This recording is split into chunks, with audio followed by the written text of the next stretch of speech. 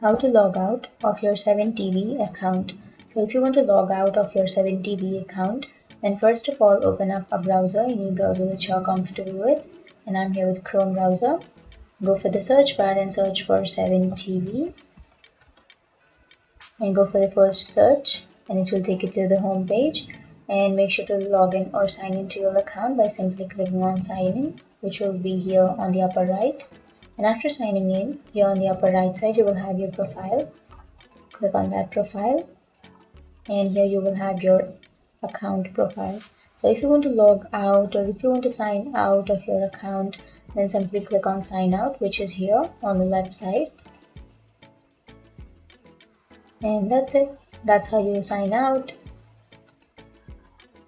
And if you have any questions, feel free to comment below. Thanks for watching.